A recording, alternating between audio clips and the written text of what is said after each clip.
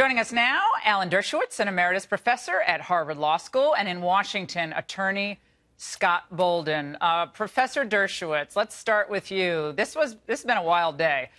The information that has come out just on Mr. Strzok, he was at Hillary's questioning, he was at Flynn's questioning, and now we find out that he actually had a number now of anti-Trump tweets, texts, that he sent out during the presidential debates. Michael Horowitz, the Inspector General at the Justice Department, should he release the text of those messages that apparently caused so much consternation? He was relieved of his duties. Yes, I think he should, and I think that Strzok should have recused himself from the very beginning, and I think that Mueller was right to take him off the case.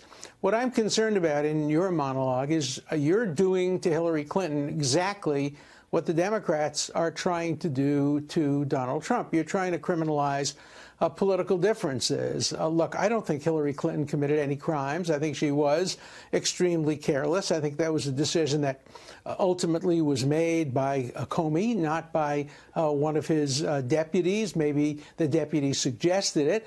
But I think we have to stop criminalizing political differences on both sides. Hillary Clinton shouldn't be locked up. Donald Trump shouldn't be prosecuted for any crimes. If you don't like what they did, don't vote for them. No, I get that point, Professor, but and Scott, we'll get you in just a moment. Here's the problem is that we have people in our military who are prosecuted for mishandling classified information fairly regularly. Civil servants who are prosecuted for mishandling classified information. To the regular person watching Fox right now, they say, okay, why is the Clinton dynamic always special? Why do they get special treatment here? I don't think anybody in a position that Hillary Clinton is in has ever been prosecuted for anything like this. And that's what was said by Comey. And I think that's right. When you're in a position like Secretary of State and you have a lot of underlings working beneath you, it's very different than if you are your own officer in the Army and you take things home in clear violation of rules. It's classified information. You know, on the other side, I hear my friends on the other side are saying exactly the opposite, that the case against Hillary Clinton is non-existent and the case against Donald Trump is very strong. Let's go to Scott. I want to see a ceasefire on both sides. Yeah, I got it. But, I mean, then there's nothing you can do as an elected official to mishandle classified information that would actually redound to becoming a criminal violation. But I get your point. You don't want to criminalize politics. You have to show specific intent. But, Scott, let's go to you. I think deleting a lot of emails shows specific intent. But, Scott, let's go to you. Let's start with Strzok and let's reverse the tables here. Let's say in the Hillary Clinton email investigation, we find out that one of the main investigators was actually someone who was sending out texts to pals at the Justice Department that were anti-Hillary texts. Would you be on the show now fairly upset about that if it hadn't been at least revealed? My position would be exactly the same.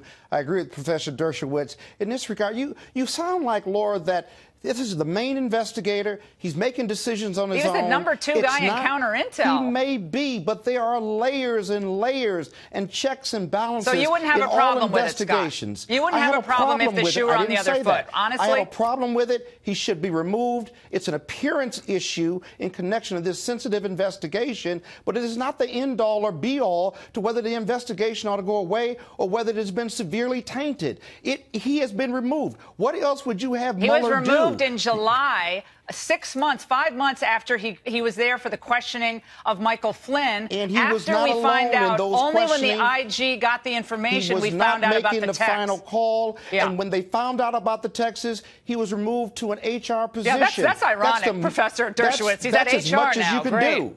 That's okay. He's not alone. He should have recused himself, and I think he should be severely punished for not recusing himself on his own. He knew that he had a bias. He knew about these emails. The Democrats would be, immediately. The Democrats would be going bananas if the shoe were on the other foot. I'm sorry, they'd be going crazy about this, and I really think they would have. And it's not right on either side, Scott. It's not right. All right, let's move on to obstruction. Professor Dershowitz, your old pal Jonathan Turley was on Special Report earlier tonight saying this. Let's watch.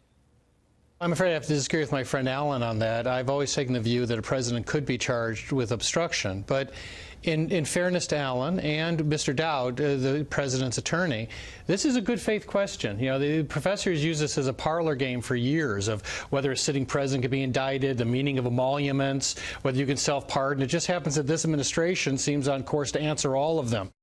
Professor Dershowitz, back to this question about obstruction. And the president. He doesn't have my view correctly. He doesn't have my view correctly. Of course, a president can be charged with obstruction of justice. Nixon was, and Clinton was. But in order to be charged with obstruction of justice, you have to go beyond simply exercising a presidential prerogative under Article 2 of the Constitution. If you bribe or take a bribe, if you destroy evidence, if you do what Nixon did, which is pay hush money or tell your subordinates to lie, of course you can be charged with obstruction of justice. But you cannot be and should not be charged with obstruction of justice if you merely pardon people, you merely fire people, even if the prosecution believes your intentions are not good. That's what George H.W. Bush did. He pardoned Caspar Weinberger and 5 other people. The special prosecutor said the intent was to stop the investigation of Iran-Contra. It succeeded, and nobody suggested that President Bush let's unpack that for a second. I'm glad that Professor Dershowitz has said that you can be prosecuted, because that's what the impeachment process in the Constitution talks about. But if the president has corruptible intent, if he fired Comey and he asked him to lay off Flynn to protect himself, or to do anything that was corruptible intent so that he would not be prosecuted or impeached, then he certainly can be gone after and prosecuted, be it at the state level, be it the political prosecution of the House of Representatives, and then afterwards he can certainly be prosecuted. But listen, there are a lot of these concepts and precepts that need to be tested in the courts. There's a great disagreement about it, but no one is above the law. And if he took out a gun and murdered somebody or raped or stole from someone, I must tell you, but it's not that far-fetched in the sense that... Not that far-fetched. President murdering and raping someone isn't far-fetched. What are you talking about? Let's be clear. What are you talking about, Scott? You lost me on that one. Professor, wrap it up. He can't be prosecuted for obstruction of justice. I have never said that a president can't be charged with hold on, obstruction Scott. of justice. This is a distinction that Professor Dershowitz wants to make. Go ahead. I have never said a president can't be charged with obstruction. He's not above the law, but he can't be charged with obstruction merely for exercising his constitutional prerogatives. That's an important distinction. No president in history has ever been charged for any crime or anything because he exercised his constitutional prerogative. They impeached President Johnson for doing that, and the Supreme Court ultimately ruled that that was absolutely wrong. The president had the authority to fire the Secretary of the Army. All right, we got to go. He was impeached for that and wrongly impeached. All right, Scott, we'll have you back. We'll have you back. Both of you have made great points tonight. I really appreciate it. Thank you very much.